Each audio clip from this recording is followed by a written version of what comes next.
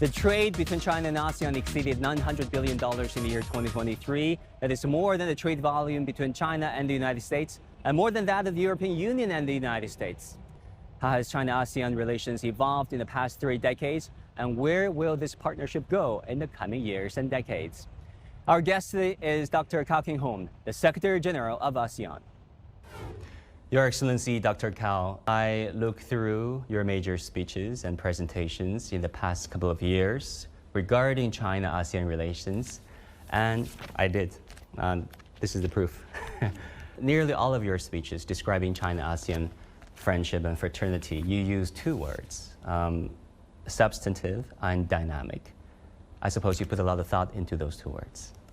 Well, if we look at the actual work that have been carried out in more than 3 decades, the growth, development, and transformation of the relationships, cooperation, and partnership have indicated that there is a strong momentum, there's a strong dynamism, and there's a lot of substance in the way both sides have been working together over those decades.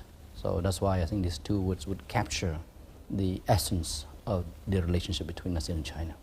And where do you see it going forward now that we've done marking the 3-decade anniversary, and you, in a speech, China-ASEAN Futures Relations Forum, you said there are 64 existing mechanisms between China and ASEAN, the most among ASEAN and its partners. Is that true? That is a correct number, 64 mechanisms of cooperation between ASEAN and China cut across the 3 pillars of ASEAN community and the ASEAN connectivity. So very wide range. If you look at overall, among the 11 dialogue partners, ASEAN and China has the most number of mechanisms. So looking from the outside, there are so many different descriptions and narratives from the West, from our partners across the world on the nature of China-ASEAN cooperation. How would you describe the nature of this relationship? Well, I think we have to look at facts. I think facts speak for themselves. Number one, there are many levels of cooperations across the different sectors and pillars of the community. And second, the depth of cooperation. So that's where you can see more engagement, more interactions between both sides. At the end of the day, is what we do together. I think that's important. You know, President Xi described the China-ASEAN relationship as the most successful and the most dynamic when it comes to cooperations across Asia-Pacific. Well, I think it's correct. So if we have, say, in terms of trade volume between both sides, China has been the #1 trading partner for ASEAN in the past 15 consecutive years. And likewise, ASEAN has been the top trading partner of China in the past 4 consecutive years. Trade alone already speaks for itself. It means that we have been trading together very heavily, cut across all commodities and in different areas in economic cooperation. Second, look at investment. Of course, investment, China has been #2 consistently over so many years. Again, investment is important for ASEAN because it helps create jobs for the people. And third, look at, of course, also the area of tourism cooperation. This is part of people-to-people cooperation. So we've seen a lot of Chinese tourists over so many years. And at the same time, we look at connectivity in terms of air-to-air connectivity in terms of rail connectivity, port-to-port connectivity, people-to-people connectivity. All of this, I think, will demonstrate where the commitment lies between ASEAN and China. Mm-hmm. Talking about the trade volume, last time I checked, in 2023, our trade volume exceeded $911 billion. And just to put that in perspective for our viewers globally, the trade between the United States and European Union is $906 billion. That is according to the European Commission official data. And the China-US trade a little over $664 billion according to Chinese customs. Why do you think the trade between our 2 sides, China and ASEAN, is so significant? And what does that say about the complementarity of our 2 peoples, economies? Well, It's growing. The number is there, but I don't think this number will stay there. It will continue to grow. Today, ASEAN has 671 million people, third ranking after China and India. So it's up there, it's growing. Second, of course, is that increasingly we are taking advantage of a number of opportunities. Of course, proximity. At the same time, we have the bilateral FTA, ASEAN-China FTA. That's important for trade, for business community, that they take advantage of this opportunity. At the same time, we have the regional comprehensive economic partnership that went into effect last year. And again, this is another level of opportunity to support trade, the ongoing trade between the two sides. I think, as a matter of fact, it's about benefits, mutual benefits on both sides. Just give a contour of what it will look like and what sectors will there be additional and new and exciting opportunities for investment and trade with this FTA 3.0? I think it certainly will go into all kinds of areas that were not traditionally there. Of course, hopefully should be working together more on e-commerce, for example. That's the kind of area we should be looking at, because the digital economy is growing. I'm sure for China, or certainly for ASEAN.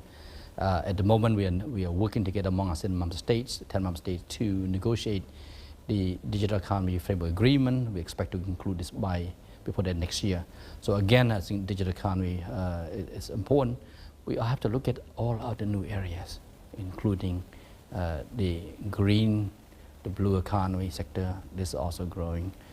We certainly have to look at what more could be done, particularly in the agriculture sector. So it's all the way about mutual interest, how we can work together, take advantage of the competitive advantage that we have between ASEAN and China. The upgrade of bilateral FTA to 3.0 will make it more relevant, future fit for the businesses on both sides, and that will help to facilitate trade even more, reduce more trade barriers between both sides, and of course modernize the way we do business between ASEAN and China. Talking about connectivity, there have been a lot of projects touching lives here in Southeast Asia under the Belt and Road Initiative. For example, the Jakarta-Bandung Railroad, the China-Laos Railway, the Phnom Penh-Sihanoukville Expressway, so on and so forth. And you said many times that you expect synergies between ASEAN's own program known as the Master Plan of ASEAN Connectivity 2025 and China's BRI. Do you see that happening? Well, it has been happening already. Connectivity is a very important priority for ASEAN. That's why we have the Master Plan of ASEAN Connectivity, ASEAN Master Plan of Connectivity Impact 2025. Of course, we will have a new one soon. The Vision 2045? Yeah, that's right. We'll be part of the ASEAN Community Vision 2045. Under this 20-year vision, we will have 4 new strategic plans, one of which will be on the ASEAN connectivity. But coming back to the issue of the real projects, what I consider to be real projects that have high impact on public goods. The Bandung, for example, Jakarta-Bandung speed train. Now this is a public good project. Will benefit the people of Indonesia, will benefit the people of ASEAN, will benefit the visitors, the tourists that come into Indonesia. The same thing, we talk about the expressway in Cambodia from Phnom Penh to Sihanoukville. The same thing, I understand that the speed train that been built in Laos as well. That, of course, I think now we've been riding on a train, moving from Vientiane to Luang Prabang, for example, because there used to be a lot of meetings now in Luang Prabang, so we have to take speed train. Usually take about a few hours, but it's very convenient. So I think it's good that we have to do more to connect ASEAN countries together, but of course also connecting ASEAN and China. Your Excellency, I want to move on and talk about China, which you've been visiting since many, many years and even decades ago. Last year you went to China how many times? 5 times. 5 times to China. What impressed you when it comes to the transformation of China, the Chinese people, culture, anything that stands out and sticks out to you in your mind that you think something that you can deeply resonating with? Traveling from airports to downtown, you see China is clean, green, safe, of course. I think it's the development transformation of China has been amazing over the years. Compared, say, when I was visiting China in the 90s, to recently, I think last year and this year, it's a lot of transformation. And I think this is something that has to do with a lot of work has been done. Any development requires a lot of hard work. So I think the transformation of China is no magic. It's all about leadership, about hard work that has been put into it. Like in other countries that you have to really invest. You have to work hard to transform the country. And it takes, I'm sure, a tremendous amount of investment of leadership, investment of resources, and hard work of the people of that country. In this case, for China also. During your China visits, which have been many, each time you go to a Chinese province, you would go to a university first. Some of the times, if not most of the times, you would ask a provincial leader if there can be more exchange programs, sending more ASEAN students to China and vice versa. Why would you do that? Well, youth is the future of our region, of course, ASEAN, of course, I'm sure China. They are the future leaders. So we have to invest in our youth. Today, ASEAN youth constitute more than 242 million, account for about 1/3 already of the population of ASEAN. So I think we have to reach out to the youth, whether in ASEAN or in China, wherever we go. I have to promote ASEAN public diplomacy.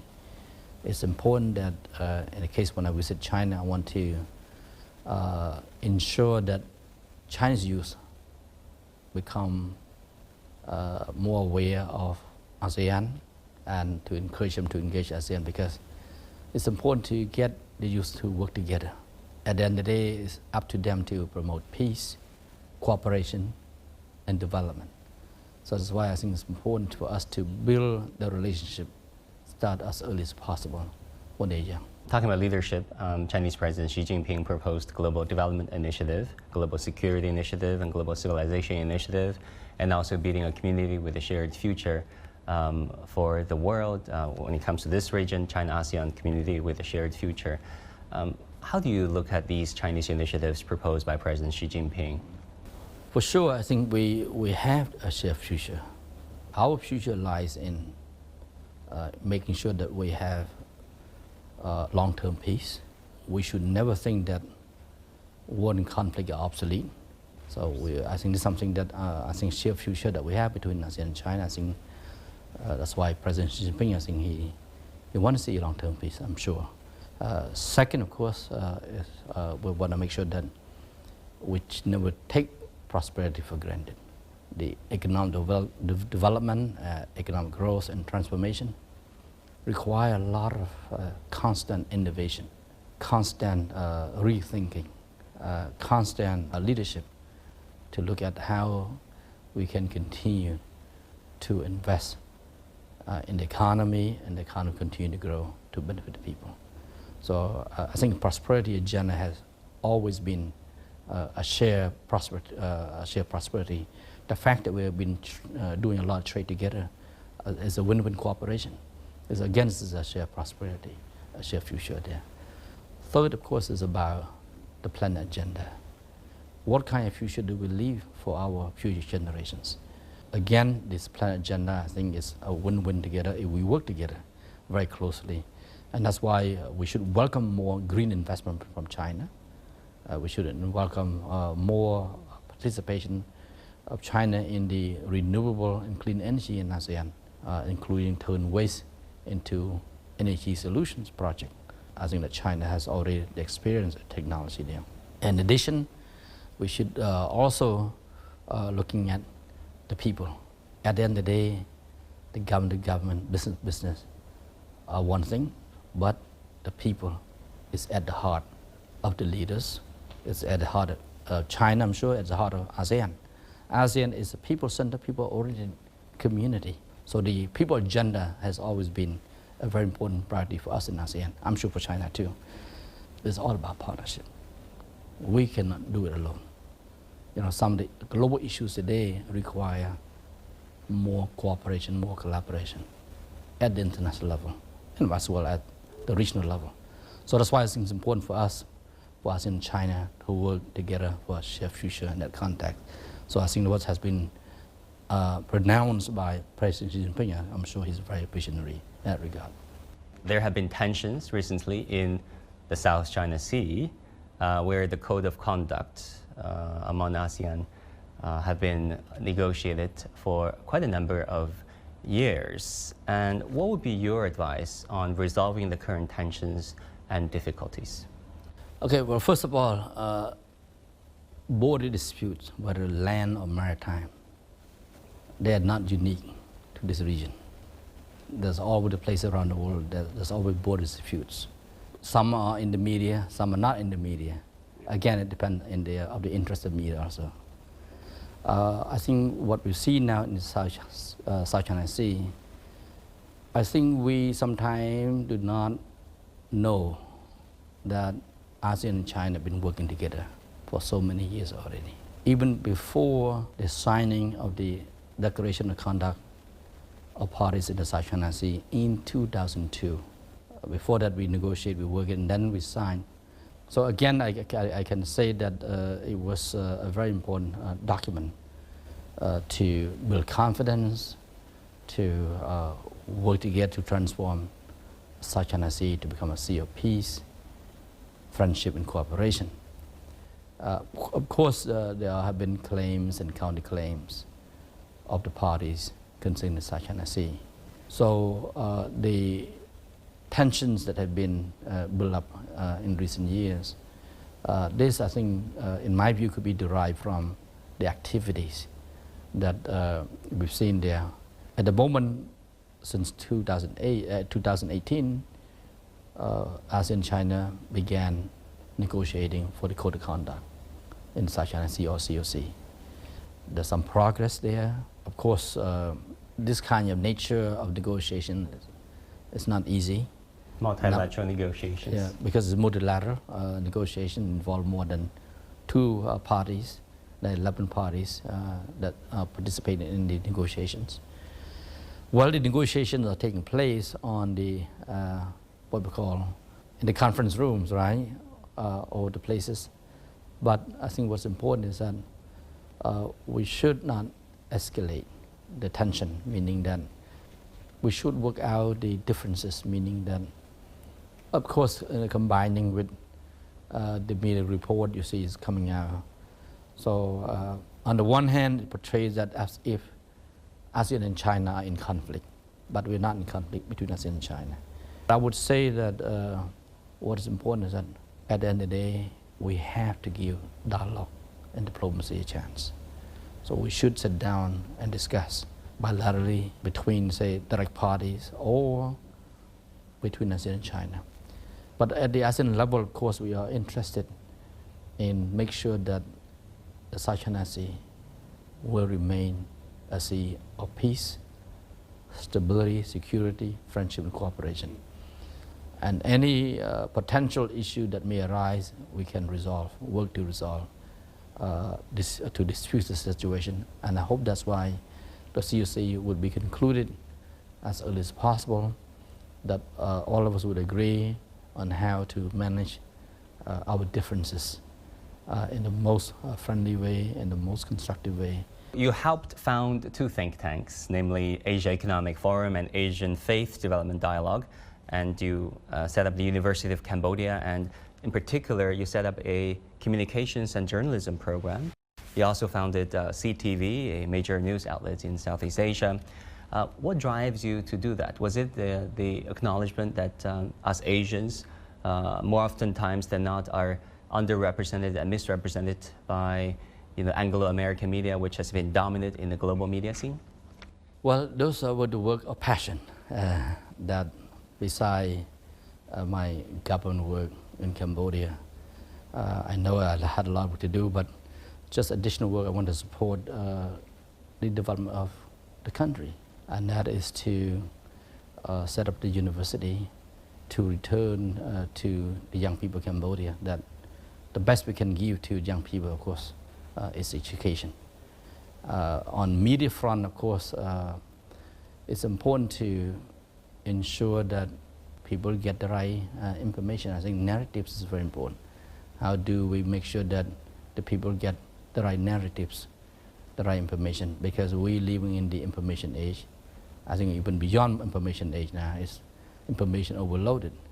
So what I have done in my earlier years is to burn my energy in a way that would be a contribution to the society in Cambodia.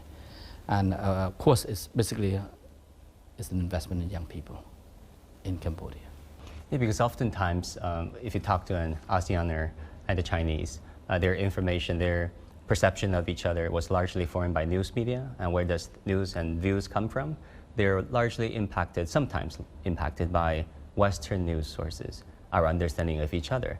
And many scholars think that's pathetic and that's sad because we've all to have more communications in each other's own native languages, news reports of each other, not through English language news sources, so on and so forth. What you see, what you read, information will be filtered by the gatekeepers. All information may not be entirely original. It's like food being processed, right, to the point that it's a processed food. Yeah. So you don't eat natural food anymore. Food. The same thing with information.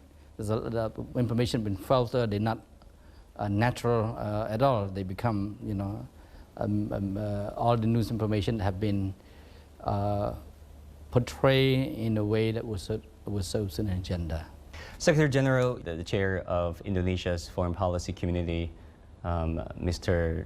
Dino Jalal, famously said that there should be 4 Ds in China-ASEAN people-to-people connections. I think durability, depth, density, and dearly, yes. Building heart-to-heart connections. Do you think because of proximity in land, in geography, and also in ethnicity and blood, there's a natural affinity among the Chinese and ASEAN, which can be a good foundation for us to carry this people-to-people relations even further? Well, ASEAN and China, I think the relationship is defined by being close neighbors. I think this is undeniably, it's factual, it's a fact that we are neighbors by land, by air, by sea, including not just sea, but also river, for example, connected. We choose friends, but we choose neighbors. So I think on this fact that we have to work together. And over many decades, of course, going back in history, we have historical ties, we have cultural ties, and we have now increasingly a strong economic ties, and of course political and security ties there that we have to work together. We have shared interests in just about everything we do together. That's why what is being reflected in the mechanism that we have on the one hand, but in the amount of activities, programs and projects that have been undertaken annually, just enormous. And I think that we have to make sure that we maintain this level of commitment and level of working together.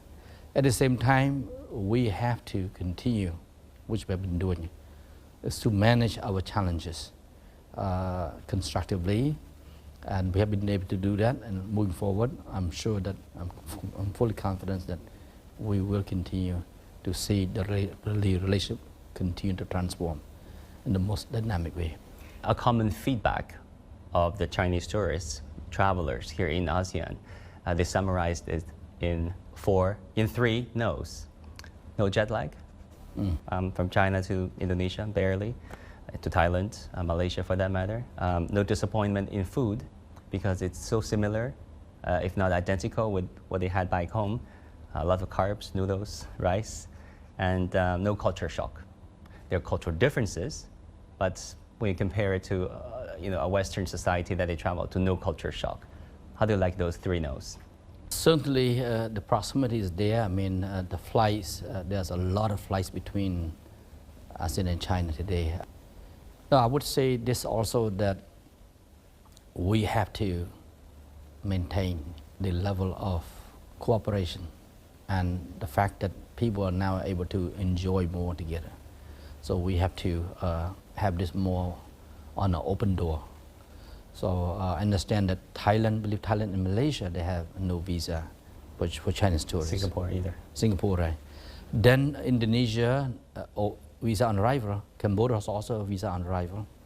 So I think increasingly this is moving toward that direction. And I understand that Hainan province has no visa requirement for ASEAN citizens. I hope this will be the kind of policy that put in place. We have to encourage our people to travel back and forth even more. Final question. Your Excellency, you didn't receive much education, formal education in your childhood. You studied by yourself, but you couldn't attend school and get schooling because of war and conflicts. You became a refugee at the tender age of 15, 16, and now you're the leader of the region that you come from. How would you reflect on your childhood hardship, and what do those experiences make you the person that you're now? Well, thank you very much for this very personal question. One thing is important is that we need peace in the world today. Young generation of people around the world should not have to suffer the decision made by leaders that they subject them to war condition, conflict condition. My own experience that I went through in Cambodia during the Civil War that subjected people to the kind of condition that we have never thought would be existed on this planet, but it did. And I think we hope that we should have a better world for the people. I mean, this is a big planet. You know, should be able to accommodate all of us, the needs and interests. And we should not be too selfish. So for me, I grew up in Cambodia. I did not have the opportunity to go to school because of the conditions the country at the time. My formal education only started in the United States at the age of 16 when I started my high school. And I started my primary and high school together. So that's why looking back is that we really have to do a lot more to preserve, to maintain peace in this region in the world. We don't want to see another war to take place. We have to make war and conflict absolutely obsolete in today's world. And I think that's why what happened in Ukraine, in the Middle East and Africa, world leaders have Gaza. That's right, Gaza, have the moral responsibility. Not just political and economic, but moral responsibility to end the war as early as possible. Dr. Kao Kim Hourn, Secretary General of ASEAN, Your Excellency, thank you so much for talking to us. Thank you very much. Thank you. There are 64 existing mechanisms between China and ASEAN, whereby Dr. Kao Kim Hourn believes that this partnership is one of the most dynamic and substantive anywhere in the world. Going forward, he looks forward to the strengthening of bilateral and multilateral relations between China and ASEAN, not just between governments and policymakers and businesses and markets, but between people and amongst people on all sides.